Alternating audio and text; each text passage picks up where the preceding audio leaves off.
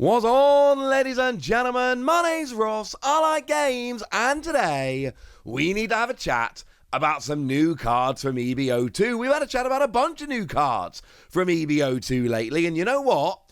If Bandai keep revealing fun new cards from EB-02, we are going to keep having a chat about fun new cards from EB-02, because I'm getting very excited about a bunch of the cards they're showing us, and these are things I want to be having a little bit of a chat about. Sounds like a plan? Excellent. So let's start off with a card that, frankly, we were waiting to see. Because, of course, the other day I showed you Gaimon, and I told you that I couldn't really tell you enough about this card. And the reason is, Gaimon has a skill, it's one cost 1,000 power, counter plus 1,000. But if you've got Sarfunkel in play, this character gains blocker. Which, of course, then leads to the pretty obvious question of, alright then, what does Sarfunkel do? And the answer was, we hadn't seen her, we had absolutely no idea. Well, now we do. We got a 2-cost, no power, counter plus 1,000, and on play, you may play a Gaimon from your hand. Yeah, I love these two as a pair. This sounds really good. For a 2-cost, I get to play Sarfunkel, and then I get to have Gaimon down as a blocker, and I've got Sarfunkel in play, so you actually become a blocker. There's not really much point playing Gaimon as a 1-cost, because you need to also have Sarfunkel down to activate the skill. So you just pay 2 for Sarfunkel, and then you get Gaimon down at the same time, and oh look, now you've got your blocker, and another body on the board, which to be fair has literally no power, so it's not as fun as it could be, but it's one that I've got my eye on as a very cool card. How about some Straw Hats? How about a new Nico Robin? 3 cost, 2,000 power, counter plus 1,000, and this seems like a good place to go because this also has blocker. Purple Straw Hat with blocker sounds like a good one. But then we got Don -1. Look at the top 3 cards of your deck. Find a Straw Hat card. It does not say character. It just says card. Show it to your opponent and add it to your hand. And then put the rest at the bottom of your deck in any order. So on KO, you basically get to Don -1, but come on, it's purple. We know that's not a big deal at this stage. And then you get to search the top 3 cards of your deck for a Straw Hat card. It's going to give you extra consistency, and that's going to be lovely. I showed you a purple Frankie the other day that is Straw Hat, but also on play and when attacking, if your leader is Straw Hat, and you've got the same number as Don as your opponent or fewer, you get to add a Don card from your Don deck rested. Another example of why the Don minor skills in purple, just not a huge deal at this point.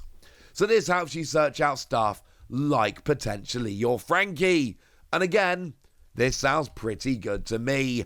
I don't know if it's necessarily an essential card, but I'm telling you right now, it seems pretty nice to me. While we're talking about Straw Hats, how about a new Sanji? We've got a new yellow Sanji, 5 cost, 6,000 power, counter plus 1,000, and again, we've got blocker. It just seems appropriate that, you know, we take all the blockers, do them all in one go. Sounds like a plan. But then we've also got on play, if you've got 2 or less life, draw 2, and then trash a card from your hand. This seems pretty nice to me, honestly. We're going yellow Straw Hat here, rather than, well, it's Straw Hat, but it's also East Blue, so either of those will do fine. But you've got a blocker that on play, as long as you're low enough on life, gets to draw 2, trash 1. I like this card. I like this very much indeed. Now, this could just be support for, say, a Charlotte Pudding deck, but do remember, in OB11, we are expecting Whole Cake Island to be a thing. So I'm not saying that they're making this now just so that it's going to pay off in OP11. I'm not saying that for a second. What I am saying is, when we get that stuff, that might actually end up being kind of relevant. And that sounds all right to me. And while we're talking Straw Hat Crew, I can give you one more, but unfortunately it's not going to be a blocker. Sorry about that. But we do have a new Tony Chopper, free cost 3,000 power, counter plus 1,000, and Don X2, during your opponent's turn, this character gains 2,000 power.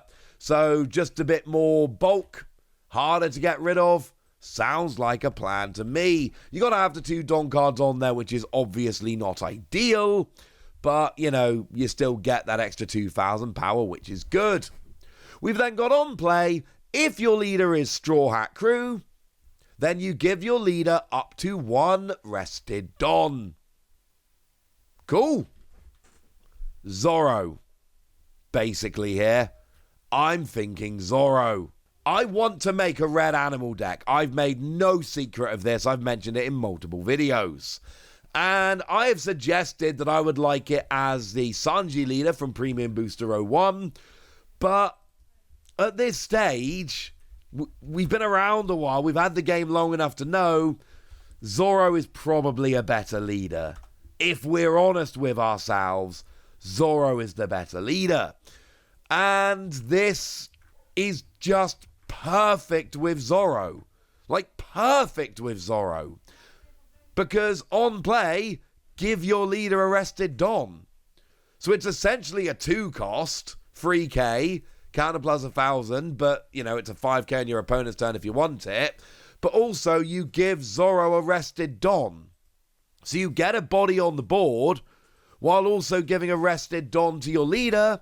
And of course, Zorro really wants the Don to give all of your characters a 1k boost. Love, love, love this with Zorro. I think this is just tailor-made for Zorro. Adore it. And obviously, I mentioned the Sanji leader earlier. Obviously, Sanji doesn't really want on-play effects. This has an on-play effect. So, yeah. It's probably not helping my Sanji animals deck, but my Zorro animals deck? That'll work very nicely indeed. What else have we got? We got ourselves a new Crocodile. 4 cost, 5,000 power, counter plus 1,000. And during your turn, once per turn, when one of your opponent's characters is returned to their hand by one of your effects, you can look at the top 3 cards of your deck and put them back in any order you like on the top or bottom of your deck. Yep. That kind of sounds fun to me, ladies and gentlemen. That kind of sounds fun to me. And this is very obviously Doflamingo. And Doflamingo's gotten a lot of love and support lately, and actually, worth noting that Doflamingo has been a top deck over in Japan since it started getting all of this extra support. So Doflamingo is very good right now, but obviously Doflamingo, Don X2 when attacking, pay 1. Look at the top card of your deck. If it's a 7 Warlord of the Sea character with a cost of 4 or less, you can play it rested. This is a 7 Warlord of the Sea, and Baroque works. It has got a cost of 4 or less, and it lets you rearrange the top of your deck. So actually, this works even nicer with Doflamingo, because you pay 1, this is on top of your deck, you play this, and then if you can return your opponent's characters to their hand during your turn, then every turn you get to rearrange the top 3 cards of your deck. Try and make sure you get a hit with Doflamingo. Yeah. EB-02 is really deliberately going for, let's take old decks and make them better. And it's frankly doing a very good job of it. And you know what? Yeah.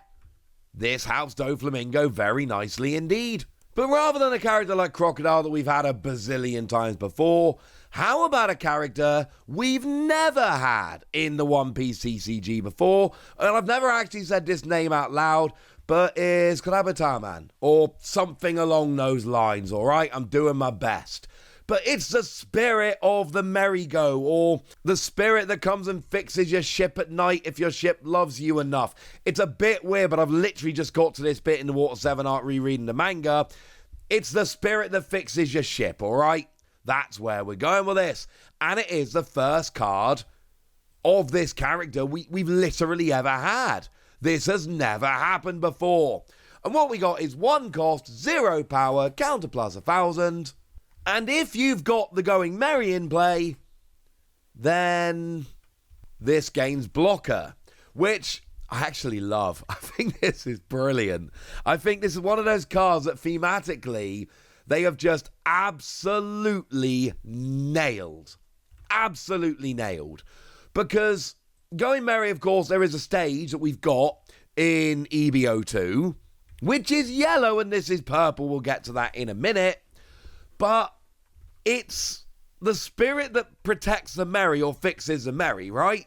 And if you've got the Merry in play, then this is a one-cost blocker. Side note, one-cost blockers are awesome and I adore them. You've got no power. You're not going to survive the block. That's not the point. You block one attack, that's good enough. You carry on with your life. But it only works if you've got the stage down. Okay. And I'm searching around on the website just to try and make sure I've not made a mistake here on the official website. I'm pretty sure this is the only Going Merry that we've actually got right now. I don't think we've got another one, which is a little bit weird, frankly, because what it does is it forces you into playing a yellow-purple deck, which is strange, right? I think that's a little bit strange.